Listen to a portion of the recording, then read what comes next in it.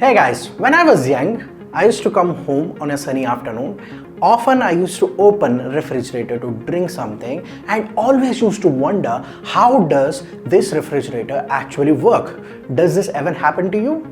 Don't worry, I am here to explain you how does a refrigerator actually work.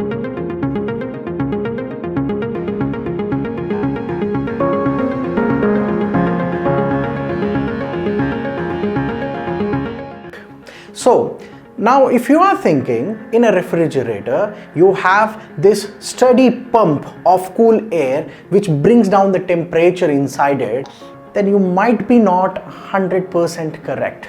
The working principle behind a fridge is heat exchange. Now I'm sure you have observed these two phenomena. One, when you rub sanitizer on your hand, it feels a lot cooler.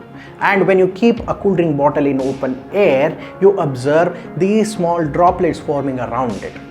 Correct? So the basic principle here is, you let a liquid to turn or expand into gas, it soaks up a lot of heat. So when you rub sanitizer on your hand, the sanitizer over there evaporates and the area where you have rubbed the sanitizer turns cooler. In the same way, when a gas is condensed or it is turned back to liquid once again, it becomes warmer. So when you keep this cool drink bottle in open air and these droplets start forming around, these droplets eventually turn the cool drink bottle warm. Now the next most important thing you need to know is about pressure. The pressure changes the temperature of which a liquid turns into gas or gas turns into liquid.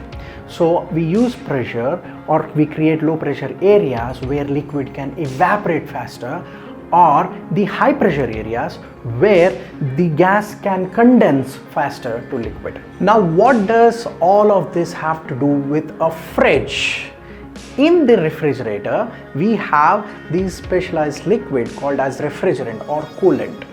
And fridge also have coils which runs inside out of the fridge. This coolant goes into the fridge, in this low pressured coil, while turning into gas. So that pulls off a lot of heat from the fridge. This is the first step.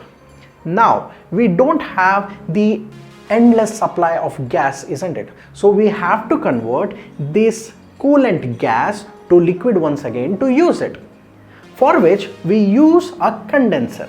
Now condenser is used to build a lot of pressure around the gas and force it to become a liquid again.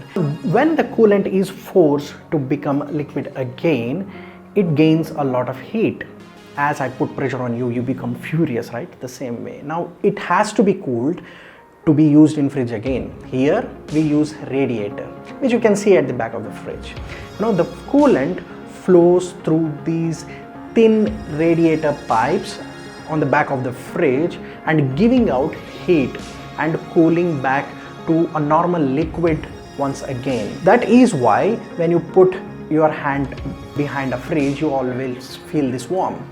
Okay, now the liquid is in desired temperature but is still a liquid now. It needs to be turned to gas, to absorb a lot of heat inside the fridge. Here we use a device called as expansion valve. The coolant is a pressurized liquid, and as it enters the expansion valve, it passes through a sudden dip of pressure, which makes it to expand, cool and turn partly into gas straight away. It is just like the deodorant. When you press the nozzle of the deodorant, you can feel the entire bottle turn cool. Exact same thing. So this is how a fridge will work. To sum up, you have coolant which turns into gas and takes out heat from the fridge. Then you have condenser to convert this gas to liquid once again. Then you have radiator which reduces the temperature of the coolant once it is condensed, and then you have this expansion valve which helps the liquid or the coolant to turn into gas once again. Very simple. So guys, now you have complete understanding of how this fridge works. Just imagine you have a life where you don't have this fridge. Very difficult, right? No ice creams, no cool drinks. Oh. We should be thankful for the brilliant scientists who have put their effort to make our lives easier. At the same time, thanks for watching the video. Please like, share and subscribe. See ya.